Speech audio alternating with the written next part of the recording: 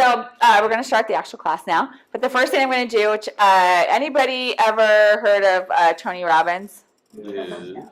Okay, so a lot of things I like to do is break states and create states and all that, so everyone stand up.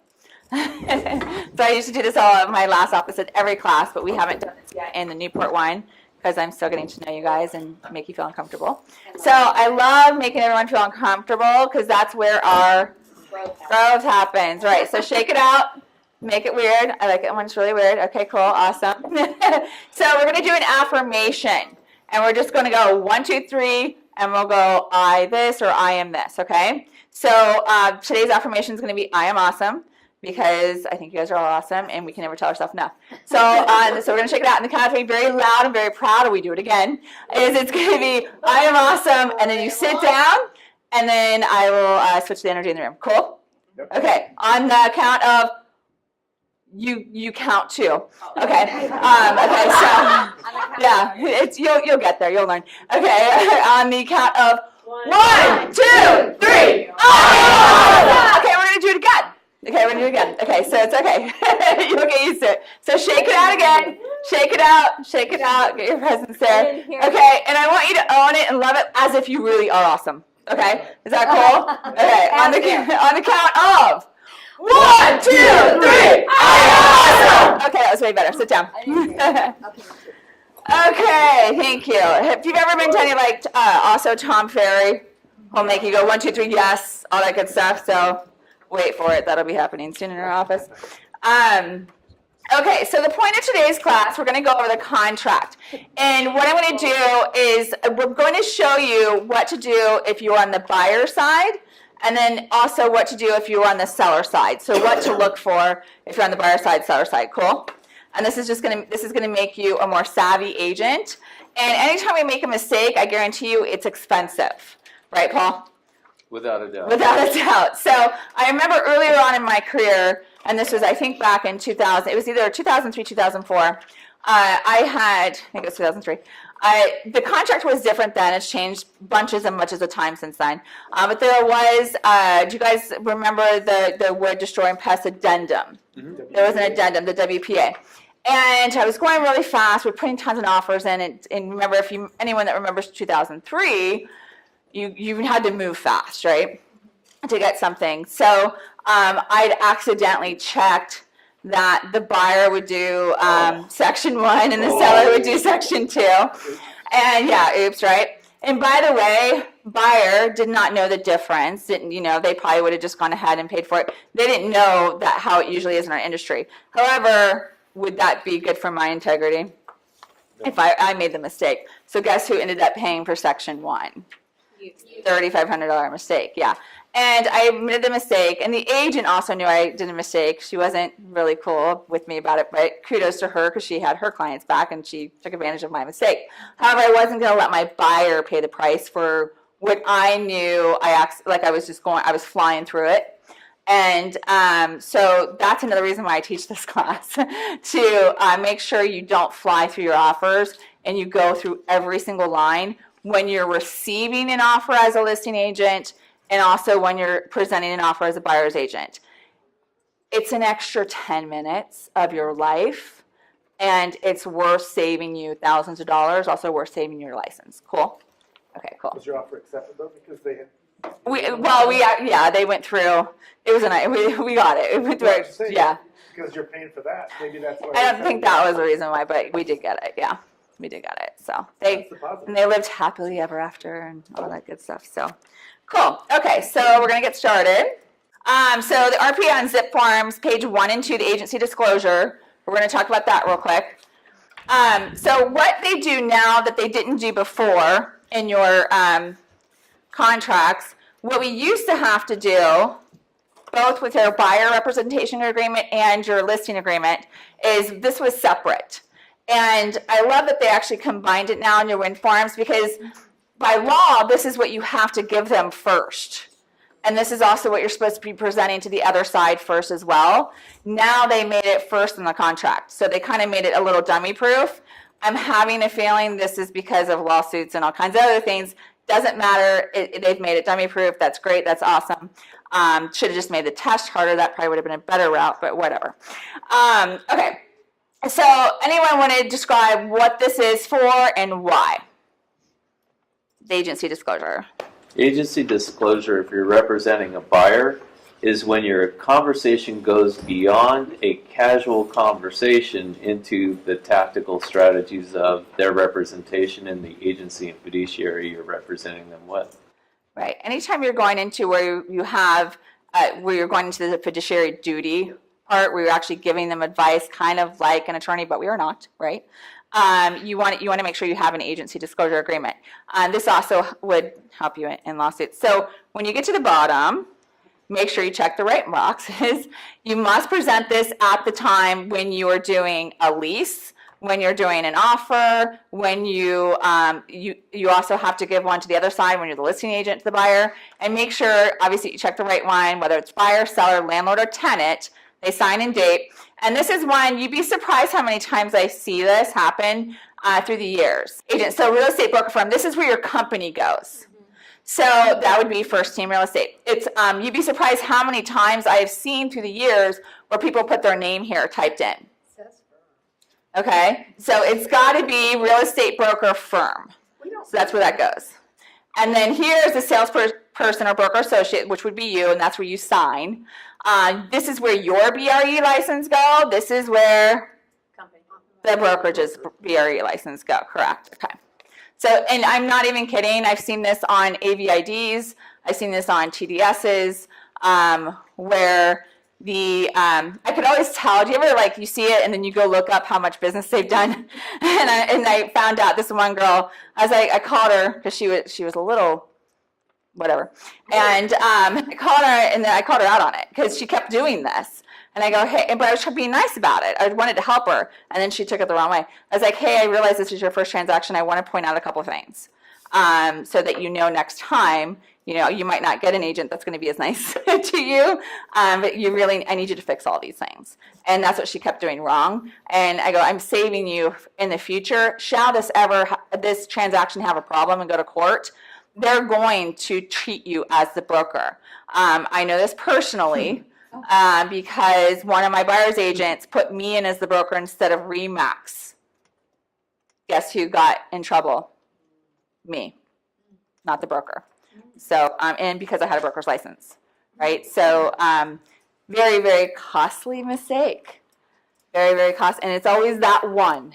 It's always that one that there's a problem on. So, be very aware of that. Any questions on this? Because I really want to do more of the contract.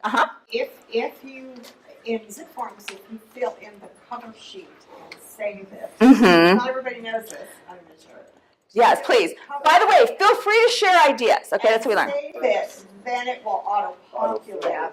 Yes. Each form. It's so nice. Yeah, always. You And only have to do it once.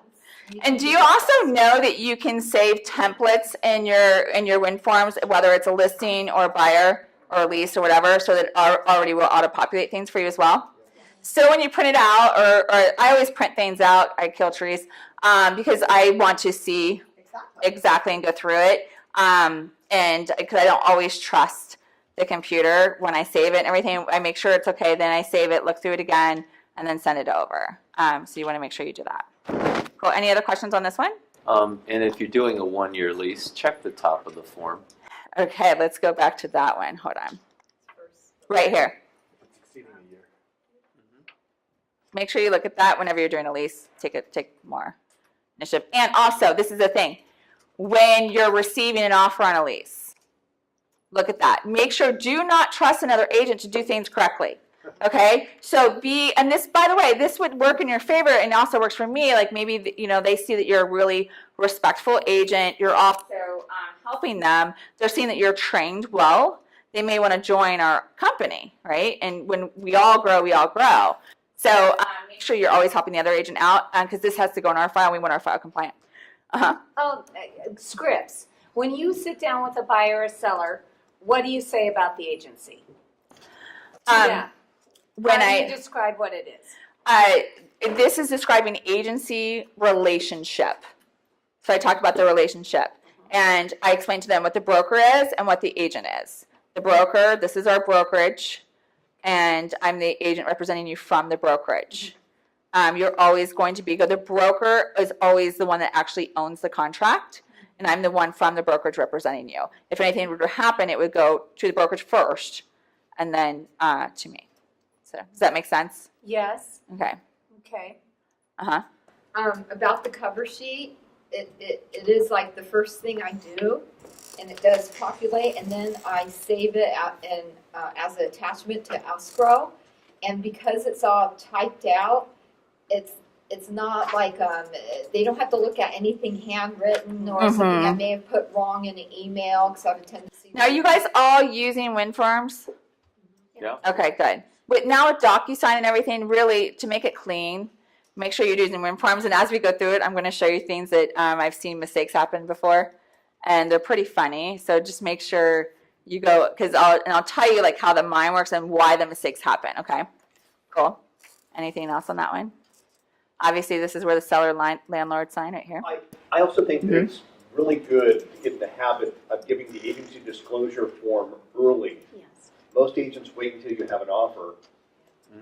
To me, as soon as you meet a buyer or seller, That's when they sign. if you have an agency disclosure and they ask you anything, say, listen, I need to get you to sign an agency disclosure statement. Basically, what it says is that I'm an agent and I'd like your business. Realtors are supposed to do this as soon as they talk to a potential buyer or seller about real estate. Most agents don't, because they don't really want to bring up a contract before a relationship is developed. I like to do things by the book because I want to really protect you in the future. So I just would like you to sign it. And it basically says, you know that I'm a realtor that would like your business. You also at this time can have a conversation. It's very easy to get them to sign this. I'm disclosing what my fiduciary duties are to you and what yours are. And have you ever shown someone a house and then they later went into and put a contract in with the listing agent? This can win you at the board that procuring cause. Okay, I had an agency with this person, and did you ask them if they had a realtor? That, by the way, that can really hurt a person's license, that you have to ask that. Did you ask them if they had a realtor? Did you ask them if they signed anything? You can't ever assume someone, if you're going to write something up, make sure they didn't sign anything with anybody else. This can get you not only lose your license, but also can cost you at the board, and you're paying commissions. Does that make sense? Question. Mhm. So when you have an agency relation with someone and you have okay, let's say that someone has an agency relation with Lisa, and I have a buyer that comes in and he has no buyer-broker agreement with Lisa. So does that mean that I cannot go ahead, if he wants to proceed with me? So he has an agency agreement, but not a buyer broker. Right. She needs, you need something in writing releasing that agreement. Okay.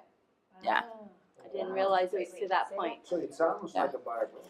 Yeah, you need releasing agency agreement, because then big bad manager is going to come after you. Okay. Right? Might not be the agent, but the manager's going to be like, hey, I have an agency agreement here.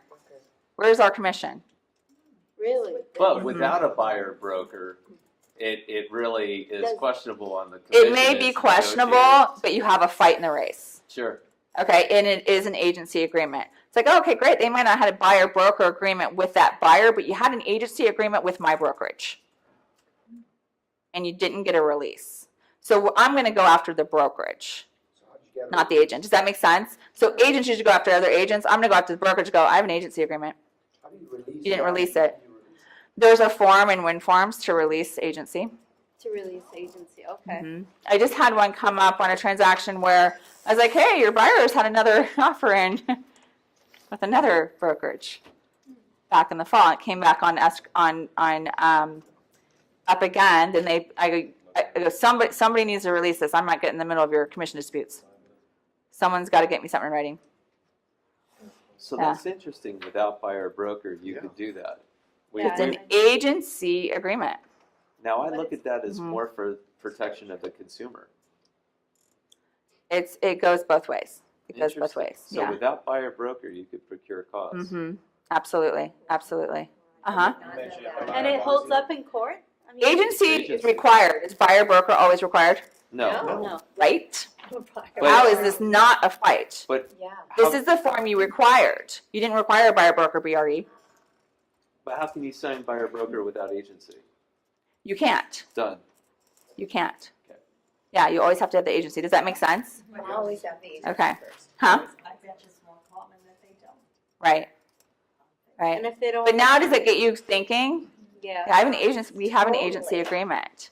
We have an agency agreement. Okay. Does So it we have should- an expiration time on it?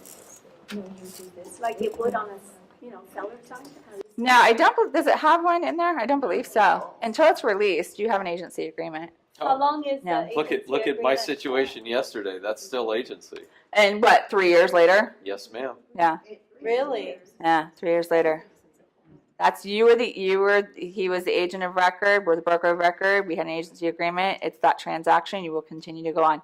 If something goes to lawsuit 3 years later, are you brought in? Yes. Why? You have an agency agreement. Right. That's right. Makes sense? Yes. Okay, good. So then- Uh-huh. So just to clarify, like, I'm gonna now bring these with me wherever I go. Right? Yeah. Always take the agency agreement with you. Yeah. Definitely. But then when we do an offer or we're writing a listing agreement, they have to do a fresh one for that, Yes. right? You don't have to. I always do, but you don't have to. The other agency agreement still works. Okay. I always do a fresh one with the offer just because it's there. But the other agency agreement works. That's how you used to do it, by the way. You always had an agency agreement back in the day, right? That's old school real estate. You always had the agency agreement. And then when you wrote the offer, you provided the agency agreement at that time. But your agency agreement was always dated way before. Remember? Yeah, see? Seasoned people are like, right, yeah. It has not changed. It has not changed. I would think that it would be just for that property though. No. That's what I thought. Nope. That's what I was thinking. Nope. Well, on this one, it is for the property because it's for the seller if you're making multiple offers. We haven't even got to the contract yet. You guys are learning stuff. I'm really excited. And you don't want to lose that buyer. Yes. So do you see where it's talking about buyer's agent, seller's agent? You're describing fiduciary duties. You should always be doing this when you first meet someone. You're describing your fiduciary duty to them. You're doing an expectation. It's a conversation. I think the agency has no expiration date because I believe it's as good until the performance of the act. Of the act is complete. Yeah. Yeah. Yeah. That's why you said 3 years later you still have it. Exactly. Okay. Okay. Cool. Oh my God. Awesome. Different perspective. Huge. Yeah. Yeah. Completely. Yes. Yeah. So I have a Right. quick question. So how enforceable is it? Like, for example, if the flip side, let's just say you have a buyer, they're working with another agent months ago, and the agent didn't do their due diligence, they didn't complete the transaction for them, they still have an agency, right, because they wrote an offer. How enforceable is it that we take that buyer, write an offer, Very. complete it, and then they come back and say, oh, there's an agency, but don't you have to show fiduciary duty and, Right, because it does talk about fiduciary duty in there. I would still cover your butt and get a release of agency. so we have to like put them through that, and how common You is don't that? put them through it. You tell me, This is huge. and I get it for you. So the other agent wouldn't even, on this other transaction, wouldn't even contact the other agent to get the release, and the buyers wouldn't either. So I called the previous broker myself. I go, look, here's the situation. Just want to make sure you're aware of it. I need a release. And they gave me a release right away.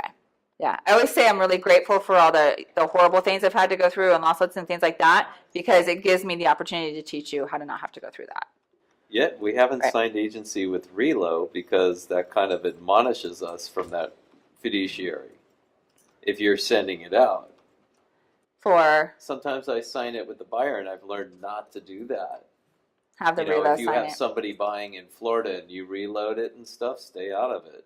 Stay out of it for sure. Yeah. Because you're not a licensed person. I used to yeah. be like ridiculous. Let it go. Oh my God. And by the way, I've been guilty on that too, and I'm sure a lot of us in this room has. When you refer someone to another state, do you ever stay involved because you want to Always. act like you're like that person? Always. I'm here. I'm your life for life. I'm here by your side. Yeah, let it go. Let it go. You are not licensed in that state. Yeah, let it go. We're all guilty of it. It's okay. It's okay to follow up. Then go, how's it doing? Are you happy with your agent? Great. hope they're doing a really great job. They're really well known in their area and they're good. You can always call me to, for little things. I just want to let you know I'm not licensed in that state. It's best to listen to them. Okay, so don't get stuck in that. Have you ever actually read the agency agreement? Right? Fall in love with this. This is homework for this week. I want you guys to actually read the agency agreement and fall in love with it, okay? So that when you're actually describing it, you don't have to sit there and read it. You need to know what's in it. But this is a fiduciary duty. This is what it talks about. This is what it talks about for the seller, the buyer, the buyer's agent, selling agent, listing agent. You want to know what it says in here, okay? And if you want to know what section 207.14 means, look it up. Go on the site and look it up, okay? Because the more knowledgeable you are, the better agent you're going to be and the more referrals you're going to get, okay? We should know what we're asking people to sign. It's right above. Right, exactly. 207914 is right above. Oh, it is? Hold on. It's referring to that section just at the top. Right there. It's No, 1.3. That's 1.3, so it's just referring to the other section. Dun, dun, dun. There you go. Yeah. Pursuant to section, yeah. So we're going to do that. Actually know what you're signing and what they're signing. Yeah. And so now let's be honest. Do your buyers and sellers read everything they're signing? Nope. No. Never. Right? Unless you're Never. an engineer. Unless they're an engineer. Correct, exactly.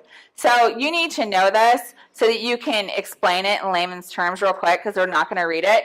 And the thing is, even if you tell them to read it, a lot of times they're not going to read it, and they also might be in their personality. So if they're a high D, they're a bullet point person, there's no way they're reading all of this. So you need to go through the pages and describe it fast and know what you're talking about. But this is what this is saying. Feel free to read it as well. And if they trust you and you're knowledgeable, they're going to know you didn't leave anything out, okay? And there might be pieces in your contract that you're like, while we're going through it, these are the moments, these are the things I want to point out to you that a lot of people miss in the contract that I want to make sure you don't. So just know what those are, okay? And we'll go through them. Okay. This is a newer form. So possible representation of more than one buyer or seller, disclosing consent. It's so funny. When I describe this one to people and I go over it with the buyers and sellers, I'm totally upfront about it. And again, do things per your personality. I do things per my personality and I go, look, when I first started in this business, it was 3 pages and it was carbon copy. Our files are about this thick now and they all come from a lawsuit.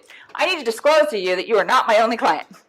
Okay, and then I may be working with other buyers and sellers, and thank goodness, because if not, I would not, know what I'm doing. I wouldn't have this experience. You also need to let them know that there is a possibility you're going to be representing or putting an offer in on that property as well, that they're putting on, because that could happen. That's happened to me before, where someone asked me to put a backup offer on a property I had the buyer in escrow on. I didn't have the listing. It's very weird, right? I'm like, oh my God, I knew everything. So you have to disclose these things. You also need to let them know that you could be representing other sellers and their track in their area. Do you have any questions on this one? So this one you would use even if you had like a listing agreement with someone, that you would have them sign this as well as... You have to. It's part of your, it's required. Okay. Yeah. Part of the Yeah, package. it's part of the package. It is part of the package as well in the listing agreement, which we'll go over in another time. I would also describe to them what make sure they know what dual agency means, okay? Especially when you're taking a listing. Let me tell you what dual agency is. My fiduciary duty is to you. Dual agency is like if a buyer would come to me directly, we would be considered dual agency. And you want to see if they're okay with that. You got to get the seller's permission to see if they're okay with that. Because that can get a little, different, like financial planners and stuff, some of those companies, they're not allowed to be dual on things. Yeah, they're not allowed to be dual agency because it is so much of a higher risk. And if you're going to go to the BRE on something, that's going to be one of the top things, is it's something you were dual agency on. And it usually comes from agents that are jealous or mad or thought you did something scandalous behind the scenes, and they like, oh, well, they represented both. When they know nothing about the transaction, you might have cut all the commission just to make it work, and that was the only way they could sell. That could be something. It could have been I know I've had listings in the past where people thought I double-ended. I'm like, no, the investor gave me the listing. The investor wanted to buy it. I wrote up the offer for them. The investor got the commission. Like, God, that's bad. right? It was just like, it was like all these things. But you don't know that unless you ask the question, right? So when I say ask questions for buyers and sellers, ask questions to the agent, ask them what the situation is. Because we know it's when we assume, then we're putting like, wait, if you haven't read the book yet, 4 Agreements, we'll get to that one because that one's coming up in your boot camp. It talks about the be impeccable with your word. And one of those things is not putting poison out there. So when we assume, when we put poison out there, the things that we don't know that are true, we're it's like black magic, right? We're putting that out to the world and putting negativity into the universe about other people, and that's not a good thing, right? So be impeccable with your word. Any other questions on this one? Well, I mean, you brought up such a great point. So, if you're dealing in luxury real estate, you're dealing in $5 million and above, Merrill Lynch is always involved, Wells Fargo Wealth Management's always involved. If they duel on their financing, or they recommended a buyer that was a client that they knew would really, really like the situation, and now not only dual agency, but I said, gee, I want Margaret to represent the buyer, it's still dual agency. So that being said, what I've seen a lot of luxury teams do is they break up. One will go, let's say, to Remax, the other will remain at first team, so they That's common in the South Bay. Of course. It's common in the South Bay. There's people that are at 2 different brokers go in on everything together, and there's actually a strategy to it, Right. and a system to it. Now, what I started doing years ago is I stopped representing people on the other side personally, and always had one of my buyer's agents do it. I still had to describe what dual agency was. However, I always told the buyer and the seller, look, you need your own person, right? You need your own person that's going to fight for you, because if I'm the listing agent, that's my person, right? And I'm going to fight tooth and nail for them. And it's just not fair to the buyer or the seller because we don't want emotion. We are the ones that have to keep emotion out of it. So it's better to have a buyer's agent representing. And I was always willing to give up half to not deal with those problems, right? At a different brokerage, so both the E&Os. They were at the same brokerage. That's why I said you still have to disclose dual agency and what that means. Gotcha. However, it was a little better that they were not. It was not both me, same person, right? So, but yeah, that does. A lot of people do that. So then the conversation with the seller with this is, my fiduciary is to you, Mr. and Mrs. Seller. The buyer is my customer, because I don't have buyer broker with them. They're my customer more so than a client.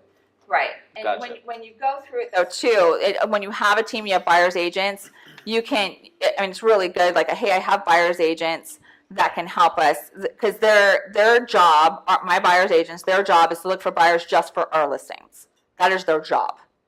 And they're out there looking for buyers for your listing. Just so you know, I put them through what anybody else goes through. And oftentimes we have multiple offers, and they have to go through everything what everyone else goes through too. And this happened when I was at Remax, I think it was Altera at the time, had 5 offers on a property, 2 of them from my buyer's agents.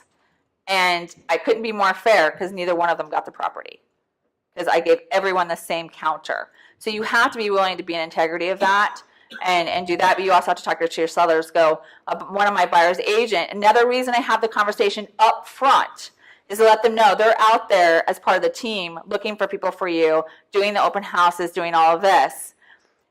It's not me cutting commission if we have a buyer come in, okay? That's how they get paid. So I just want to let you know right now, I will not be representing the seller. One of my buyer's agents might. The reason we have them is because you might sell faster, and it's an easier transaction because they're on our team. However, I don't cut their commission because it's our listing. This is a benefit to you. Okay, so does that make sense? And you got to have that conversation up front, because guess what happens when one of your team members comes in with the buyer? Sometimes the agents and the seller's like, hey, and that also comes when you're doing the listing agreement, when you're talking about the commission, you just got to be strong in the beginning and set the tone in the beginning. Then they won't come to you later asking for discounts. You say in the beginning, hey, this is how we get paid. On the other side, the broker compensation on the other side will be this, regardless of who represents them. And before I started making sure that my team was always doing the other side, I remember I took a $4.4 million listing And he was also a broker, and he's like, so what's your commission? I said, 6%. And he goes, and if you find the buyer? I go, good for me. And he just looked at me, he's like, fair enough, and he signed the contract, right? I was like, I go, do you think I'm not going to try to find the buyer? It's 4.4 million. Hell yeah, good for me, right? So don't be afraid to have those conversations, right? And it's true, good for you if you found the buyer. Yeah, right? But didn't I just get rid of all the objections right there? Yeah. Good for me. Don't ask me later for my hard-earned commission, because that doesn't happen often. Finally, it happened. First time in 5, what do you mean in 5 years you find one? Okay. All right, so wire fraud and electronic funds transfer advisory. Again, newer form, 2017 newer form. This is huge going on right now, and I know you guys know from the class you went to. At the last company I was with, we had our in-house escrow. Our in-house escrow wasn't like the one that we have here. Ours was you had to be with the agency to actually be in that escrow, so you had to have the listing or the buyer. And we caught someone trying to do fraud, so it did not happen. We also acquired fraud insurance, which is a really key thing. However, there was another escrow company upstairs, and not affiliated with us at all, but a lot of agents had used them because they knew them from over the years before we had in-house escrow, and one of them did not catch it. And one of our agents in our company, it was a $600,000 transfer that, this is these clients' life savings, and that escrow company did not have fraud insurance, right? So think that didn't go to court? I mean, that was going crazy. So what happens in those instances, if the insurance that they do have doesn't come in, which they were fighting that insurance company, that escrow company is the one writing the check. It's not our brokerage, however, we would come into it. And they thought they got an email, was told to wire it, looked like it was coming from escrow, came from the escrow address, looked very official, right? So the conversation that you guys need to be having with buyers and sellers, even when they're not supposed to send a wire, let's say they're a seller and they don't need to do a wire, but they're receiving one. Same thing, they're receiving one. You want to have that conversation, hey, no matter what, if you get an email giving you wire instructions, or you get an email saying, where should I wire this to? Or you get an email saying, wire to here. You pick up that phone. You never believe anything on the internet. We talked about this when you were buying, right? So you don't want to believe the email. You need to pick up the phone, and you need to call escrow and verify every single thing. Okay, and you as the agent, because of this disclosure, it is now your fiduciary duty to have the conversation. Does that make sense? You have to have the conversation. It is not up to escrow. It is not up to anybody else. It is not up to your lender. It's up to you. Make sense?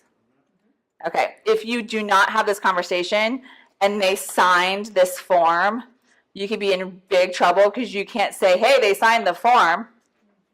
Like, great, did you go over it with them? This is a new form. It's been out since December 2017. And then this is what the lawyers are going to ask you, or the investigator is going to ask you. Tell me what the form says. Because you need to know this form, right? So a lot of people have never read this form. So another form you need to read. No, homework for you. Get to know the form. Huh? You need to love the form too. You need what? You need to love it. You need to love it. You need to fall in love with it. Know it, talk about it. Know it, learn it, live it, love it. Yeah, you gotta love that form. Perfect. And also another reason too, I mean, when I talk about when people are losing their wire transfers, I mean, these are families that are losing their life savings that they're putting down on homes, and now the transaction can't go through. And just what happens between that, when all the lives that are being disrupted because of one conversation we did not have. Don't do that to another person's life and their family. Any questions on that form? No? Okay. You guys probably still need to learn what's on it, huh? Well, that form goes with page 1 right here, section 2, which says how is the EMD going to be transferred? Right, earnest money deposit. How is it going to be transferred? So we need to talk about that.